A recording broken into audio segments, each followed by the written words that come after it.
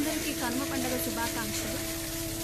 ఈరోజు కనుమ పండుగ అనేది ఎలా జరుపుకోవాలి, ఎలా జరుపుకోకూడదు, దాని విధి విధానం ఏంటి, అసలు కనుమ పండుగ యొక్క ముఖ్య ఉద్దేశం ఏంటి అనే దాని గురించి ఈరోజు మేము వీడియో తీస్తున్నాము.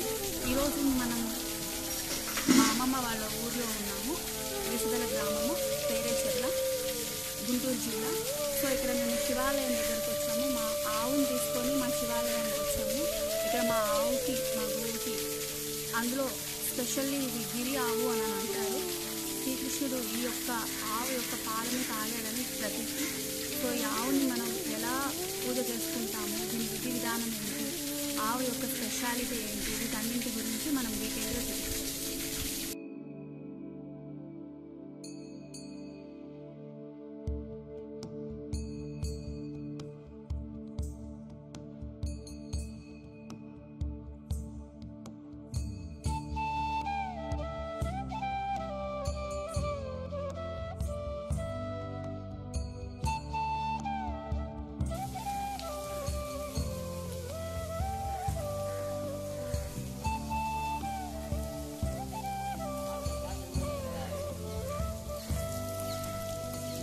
లేదమ్మా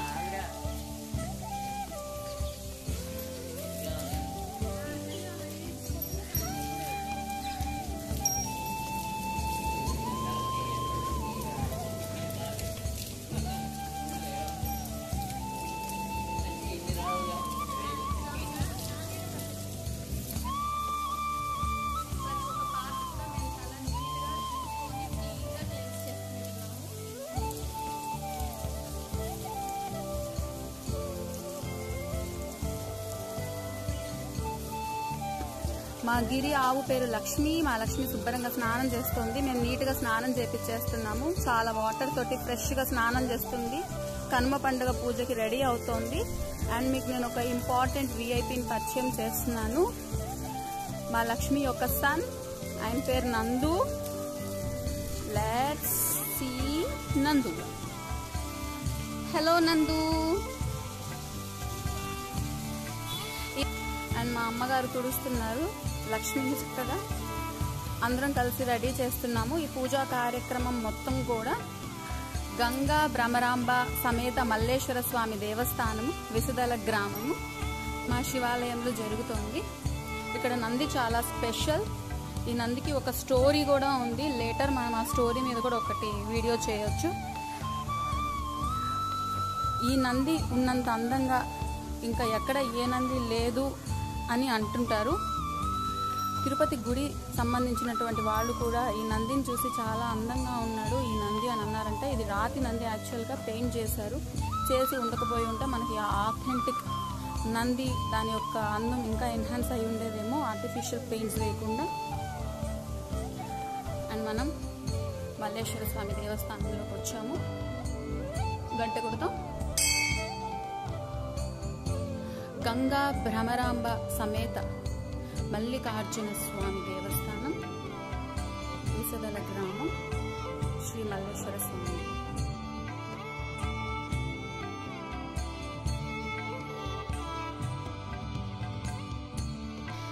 ఇక్కడ ఉత్సవమూర్తులు గంగా భ్రమరాంబ సమేత మల్లేశ్వర స్వామి, మూల విరాట్ విగ్రహము శ్రీ మల్లేశ్వర స్వామి. హరహర మహాదేవ శంభో శంకర. కనుమ పండుగ స్పెషల్గా ఈ కనుమ పండుగ సంబంధించినటువంటి పూజా కార్యక్రమం మొత్తం మనం ఈ గుడిలోనే చేసుకుంటున్నాము. ఇక్కడ భ్రమరాంబాదేవి చూడండి, చక్కగా అందంగా రెడీ అయింది అమ్మవారు. చాలా ముద్దుగా క్యూట్గా ఉంది. పెద్ద పెద్ద కళ్ళు, చక్కని ముక్కు, చిన్న మూతి, పెద్ద చెడ. చూస్తూ ఉంటే అలా చూస్తూనే ఉండిపోవాలని అనిపించే విధంగా ఉంది భ్రమరాంబికాదేవి. విఘ్నేశ్వర స్వామి మన గుడిలో ఇక్కడ ఉన్నారు. చాలా పెద్ద విగ్రహం, పురాతనమైనటువంటి విగ్రహం. జై గణేష్.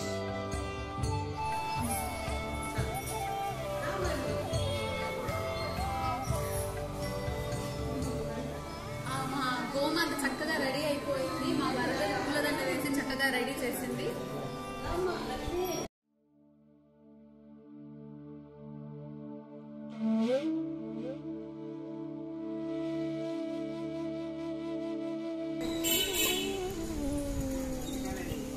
నందు కూడా రెడీ అవుతున్నాడు పూజకి.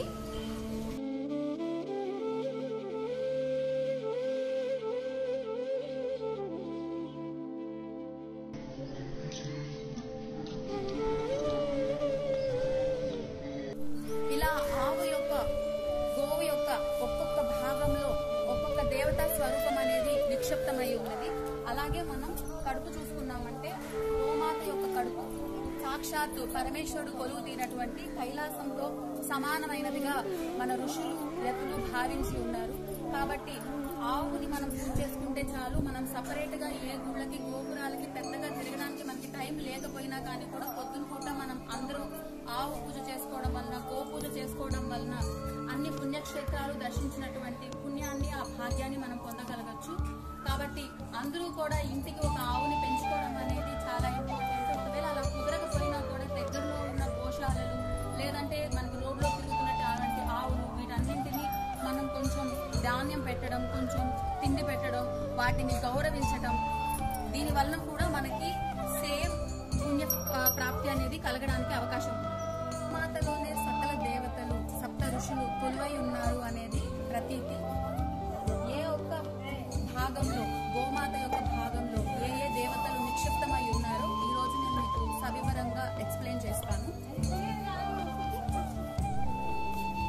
పాదములు పితృదేవతలు, పిక్కలు పిడిగంటలు, అడుగులు వేస్తే ఆకాశగంగలు, పొదుగు పుండరీకాక్ష, సన్నికట్టు సప్త సాగరములు, బొడ్డు పొన్నపు, తోక 90 కోటి ఋషులు, వెన్నుపూస యమధర్మరాజు, మూపురం నందు బ్రహ్మదేవుడు కొలువై ఉంటాడు,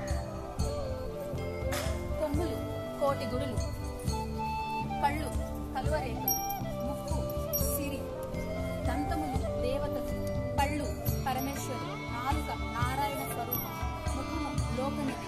ఇంకా మనం ఈ కర్మ పండుగ స్పెషల్ గా చెప్పుకోవాల్సినటువంటి మనము గోమాతలకి పూజ చేస్తే ఈ పూజని సాక్షాత్ పశుపతి నారాయణుడైన పరమేశ్వరుడు స్వీకరిస్తాడు అని మనకు పురాణ గ్రంథాలలో నిక్షిప్తమై ఈ రెండు కొమ్ముల మధ్యలో మధ్య భాగంలో పరమేశ్వరుడు కొలువై ఉంటాడు.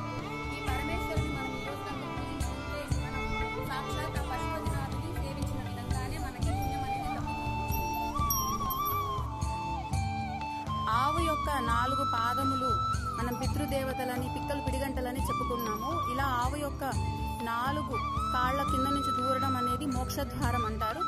అందులో స్పెషల్గా ఈ కనుమ పండుగ రోజున ఆవు యొక్క 4 పాదముల కింద నుంచి ఈ విధంగా దూరి ప్రదక్షిణ చేయడం వలన భూ ప్రదక్షిణ చేసిన ఫలితం అనేది వాళ్ళకి లభిస్తుంది అని పురాణ ప్రతీతి. అందుకనే మా వాళ్ళందరం కలిసి ఈరోజు ఇలాగా గో పూజ చేసుకుంటున్నాము. ఆవు యొక్క 4 కాళ్ళ నుంచి కింద నుంచి దూరి భూ ప్రదక్షిణ చేసినటువంటి పుణ్యాన్ని పొందడానికి మేమందరం ఇక్కడ శివాలయంలో అసెంబ్లీ అయి ఉన్నాము.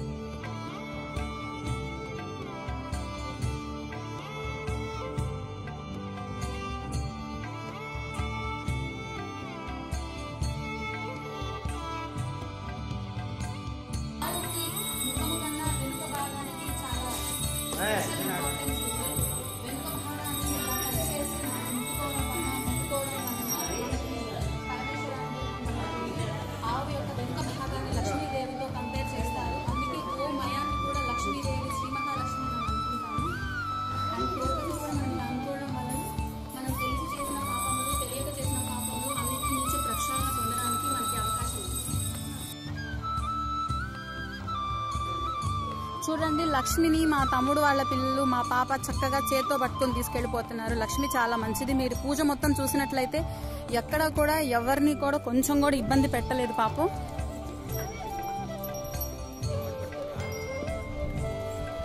గుడి చుట్టూ మా లక్ష్మి ప్రదక్షిణలు చేస్తుంది. లక్ష్మితో పాటు నందు గారు కూడా ప్రదక్షిణలు చేస్తున్నారు. చూడండి, మేమందరం చాలా సరదాగా ఈ ఫెస్టివల్ని సెలబ్రేట్ చేసుకుంటున్నాము. కనుమ పండుగ అనేది చాలా స్పెషల్ అయినది. ఎంజాయ్ చేయాలి అంటే కనుమ పండుగ మించిన పండుగ లేదేమో అనిపిస్తుంది నాకు ఈ వీడియోని చూస్తుంటే. మేము పొద్దున్న నుంచి చాలా హ్యాపీగా ఎంజాయ్ చేస్తున్నాము.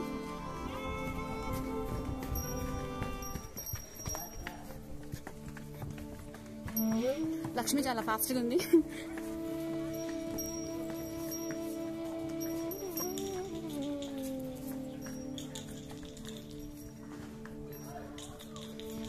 నందు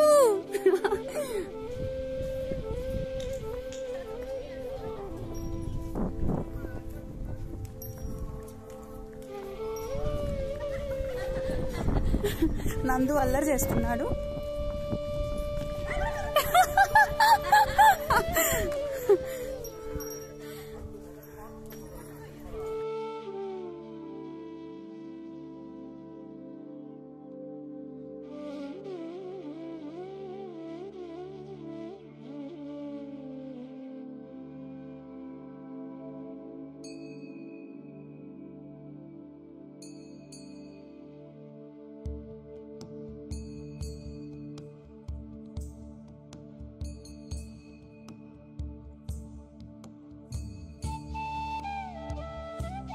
రోజు శ్రీకృష్ణుని రుక్మిణీదేవి ఈ రకంగా అడుగుతుంది, స్వామి ప్రాతకాలమున లేచి ఆడవారు చేసిన పాపములు ఏలాగును పోవును కృష్ణ అని అడిగినది. ప్రొద్దుటే లేచి గోవు మహత్యము పఠించుట కంటే సకల పాపములు పోవును. అంటు కలిసిన పాపము, ముట్టు కలిసిన పాపము, బంగారము దొంగిలించిన పాపము, ఎరిగి ఎరుగక చేసిన పాపము అంతా కూడా పరిహారమగును అని చెప్పి ఉన్నారు. అప్పుడు రుక్మిణీదేవి మధ్యకాలమునందు పఠిస్తే ఏమిటి ఫలితం కృష్ణ అని అడిగినది. అంటే సహస్ర గుళ్లల్లో దీపారాధన చేసినట్లు, జన్మాంతరం 5వ తనము ఇచ్చున్నట్లు, 100 గోవుల దానము చేసినట్లు ఫలితము లభించును అని చెప్పి ఉన్నారు. అప్పుడు ఆవిడ కృష్ణ అర్ధరాత్రి వేళ పఠిస్తే ఏమిటి ఫలితం అని అడిగినది. దాని వలన యమబాధలు పడిపోవును, యమ కింకరులు చూడబోరు, గోవు మహత్యము పఠించిన పణతి వస్తుంది అని చెప్పి ఉన్నారు. ఏలాగున పణతి వస్తుంది అని ఆవిడ అడిగినది. ఏ తీరున వస్తుంది అంటే కనకాంబుదారులతో కదులుతూ, తులాభారములతో తులతూగుతూ, తన భర్తను తలుచుకొని, తన పుత్రికా పౌత్రులను తలుచుకొని, మిత్ర బంధువులను అనుకొని లక్ష్మి శ్రీ మహాలక్ష్మి ఎదురుగుండా వచ్చినది. ఆవిడను క్రిందకు దింపేసి పసుపు పారాణి అక్షింతలు గంధములు ఇచ్చి కరుణించి పురుగులను వరుసగా తీసేసి ఇనుప ముక్క కాకులను వెనక్కి త్రోసేసి మండే పెనాలను కిందకు దింపేసి ఆవిడ కాశీ, గయా, ప్రయాగ అన్నీ చూసుకొని వైకుంఠమునకు వెళ్లినది. విన్నవారికి విష్ణులోకము, చెప్పిన వారికి పుణ్యలోకముగా ఈ యొక్క శాస్త్రము చెప్పబడి ఉన్నది.